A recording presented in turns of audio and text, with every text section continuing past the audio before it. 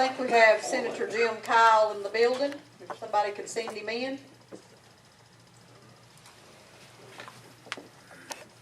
There he is. Come on down. Come on back. Senator Jim Kyle.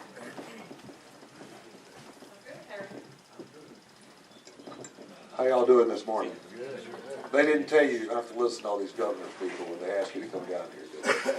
Well, I'll try to take just a couple minutes to introduce myself to you. I was standing out there in the hallway waiting to come in and speak, and I was looking around. I didn't have my glasses on. There's a book out there, and I thought it said Budget Solutions for Counties of Tennessee, and I wanted to take that book with me, but it turned out it was Benefit Solutions for Counties of Tennessee, so I'll leave that alone. I'll leave that alone. Ladies and gentlemen, I am Jim Kyle from Shelby County. I'm running for governor. I want to tell you just a little bit about me and tell you that I'm going to be in your communities and look forward to working with you. Many of you know me and know my record in regards to General Assembly.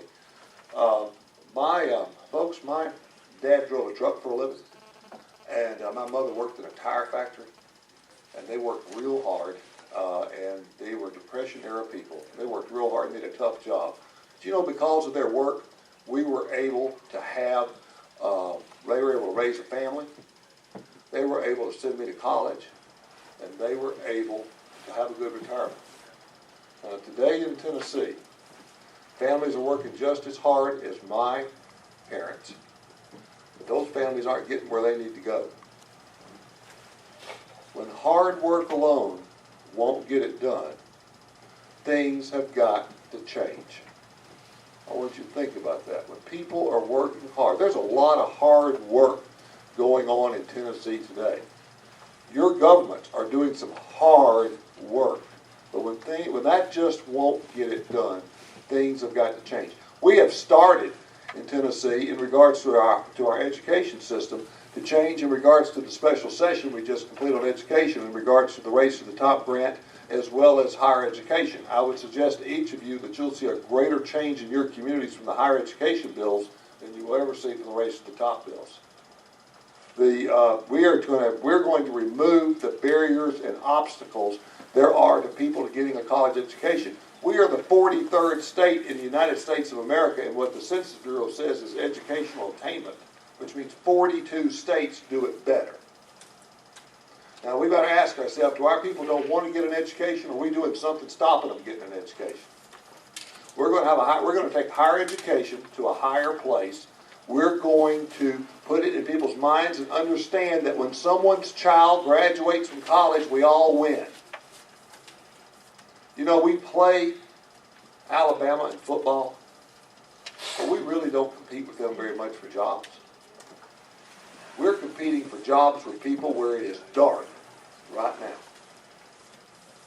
On the other side of this world, we are in a world economy, as each of you know. When I can stand here with this small device and talk to anybody in the world, right here in this room, this world has gotten smaller and it's a smaller economy. The SCORE operation organization told us that over 60% of all Tennessee jobs in 10 years will need a 2-year and a 4-year degree to have that job. If we don't start now in creating a community college system that is going to be able to educate our citizens, then we are not going to have the recession-proof, high-paying jobs we need in the future. Now, we've passed some good laws. As y'all know, I'm the Democratic leader in the Senate, and I have handled and managed every piece of legislation for this governor since he's been governor, and I have handled and managed every one of his budgets. I'm even going to handle and manage this budget. Now, you may ask yourself, how could anybody be running for governor and be running and handling this budget? But I'm going to be doing it, and maybe that's not the smartest thing politically, but it's the right thing to do, because my role and position as government is I know this budget, I know how this government works, and we're going to make some tough choices. We're going to make some tough choices that will indirectly impact you. I don't think we're going to have any tough choices that are going to directly impact you. But as we have to balance our budget on the revenues that we have, and as I believe you'll see the revenue estimates come in, we are going to be $150 million in less money this year at the top of the range than we were last year, and last year was no picnic.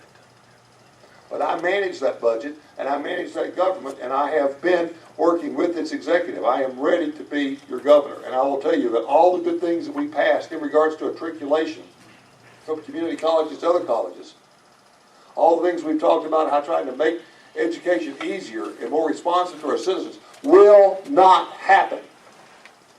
None of what we passed last week, as good as it is, what you heard about it, will not happen unless you have a governor committed to getting it done. Unless you have a governor willing to appoint people to the boards of regents and to the UT Board of Trustees who are willing to get it done.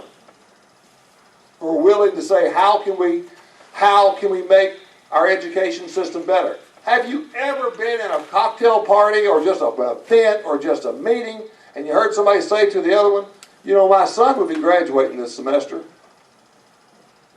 but they're not offering him the class he needs to graduate. He's going to have to wait another semester and then he can graduate. Ever heard anybody say that? We hear that all the time. The day we pay that college administrator to graduate that student is the day they're going to find that class. Or they're going to intervene in that student's life a year earlier and say, you've got to take this class now or you're not going to graduate. We're going to start treating our students like what they are, customers. We're going to treat students like you treat your citizens who come down to your governments and treat them like what they are. They're not obstacles to getting our education system going. So I would say to you that, and very briefly, I appreciate the opportunity of being here this morning. We've got a lot of work to do on Capitol Hill. You're more than welcome to come by. If you have any thoughts or viewpoints that I need to know as a candidate for governor in regards to how your local government works, I'd be very much appreciative of hearing that. I'm very much appreciative of working with you and your association. I thank you for your time and appreciate the service you do for Tennessee. I promise you this. I make one promise in this whole campaign. Just one. And that is that when Jim Kyle is elected governor, you will have a government that measures success one citizen at a time. Thank you.